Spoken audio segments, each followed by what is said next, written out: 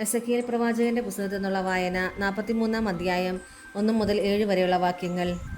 പിന്നീട് അവൻ എന്നെ കിഴക്കേ പടിപ്പുരയിലേക്ക് കൊണ്ടുവന്നു. ഇസ്രായേലിന്റെ ദൈവത്തിന്റെ മഹത്വം അതാ കിഴക്ക് നിന്ന് വരുന്നു. അവിടുത്തെ ആഗമനത്തിന്റെ ശബ്ദം പെരുവെള്ളത്തിന്റെ ഇരമ്പൽ പോലെയായിരുന്നു. ഭൂമി അവിടുത്തെ തേജസ് കൊണ്ട് പ്രകാശിച്ചു. നഗരം നശിപ്പിക്കാൻ അവിടുന്ന് വന്നപ്പോൾ എനിക്കുണ്ടായ ദർശനവും കേബാർ നദീതീരത്ത് വെച്ച് എനിക്കുണ്ടായ ദർശനവും പോലെ തന്നെയായിരുന്നു ഇപ്പോഴത്തേതും. ഞാൻ കമിഴ്ന്നു വീണു. കർത്താവിൻ്റെ മഹത്വം കിഴക്കേ പടിപ്പുരയിലൂടെ ദേവാലയത്തിൽ പ്രവേശിച്ചു. അപ്പോൾ ആത്മാവ് എന്നെ ഉയർത്തി ഉള്ളിലെ അങ്കണത്തിലേക്ക് കൊണ്ടുവന്നു. അതാ ദൈവമഹത്വം ആലയത്തിൽ നിറഞ്ഞു നിൽക്കുന്നു. ആ മനുഷ്യൻ അപ്പോഴും എൻ്റെ അടുത്തുണ്ടായിരുന്നു. അപ്പോൾ ദേവാലയത്തിനകത്തുനിന്ന് ആരോ എന്നോട് സംസാരിക്കുന്നത് ഞാൻ കേട്ടു. അത് ഇപ്രകാരമായിരുന്നു: മനുഷ്യപുത്ര, എൻ്റെ സിംഹാസനവും പാദപീഠവും ഇസ്രായേൽ മക്കളുടെ ഇടയിൽ ഞാൻ നിത്യമായി വസിക്കുന്ന ഇടവും ഇതാണ്.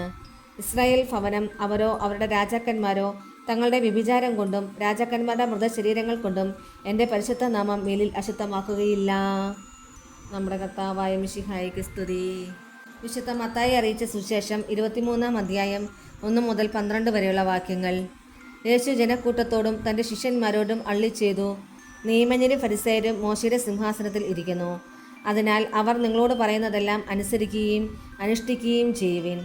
എന്നാൽ അവരുടെ പ്രവൃത്തികൾ നിങ്ങൾ അനുകരിക്കരുത്. അവർ പറയുന്നു, പ്രവർത്തിക്കുന്നില്ല. അവർ ഭാരമുള്ള ചുമടുകൾ മനുഷ്യരുടെ ചുമലിൽ വെച്ചു കൊടുക്കുന്നു, സഹായിക്കാൻ ചെറുവിരൽ അനക്കാൻ പോലും തയ്യാറാകുന്നുമില്ല. മറ്റുള്ളവർ കാണുന്നതിന് വേണ്ടിയാണ് അവർ തങ്ങളുടെ പ്രവൃത്തികളെല്ലാം ചെയ്യുന്നത്.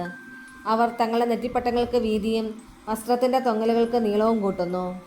വിരുന്നുകളിൽ പ്രമുഖ സ്ഥാനവും സിനഗോഗുകളിൽ പ്രധാന പീഠവും നഗരവീഥികളിൽ അഭിവാദനവും ഇഷ്ടപ്പെടുന്നു. റബ്ബി എന്ന് സംബോധന ചെയ്യപ്പെടാനും ആഗ്രഹിക്കുന്നു. എന്നാൽ നിങ്ങൾ റബ്ബി എന്ന് വിളിക്കപ്പെടരുത്. എന്തെന്നാൽ നിങ്ങൾക്ക് ഒരു ഗുരുവേ ഉള്ളൂ, നിങ്ങളെല്ലാം സഹോദരന്മാരാണ്. ഭൂമിയിൽ ആരെയും നിങ്ങൾ പിതാവെന്ന് വിളിക്കരുത്.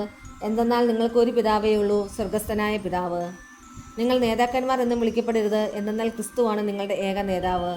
നിങ്ങളിൽ ഏറ്റവും വലിയവൻ നിങ്ങളുടെ ശുശ്രൂഷകനായിരിക്കണം. തന്നെ ഉയർത്തുന്നവൻ താഴ്ത്തപ്പെടും, തന്നെ താഴ്ത്തുന്നവൻ ഉയർത്തപ്പെടും.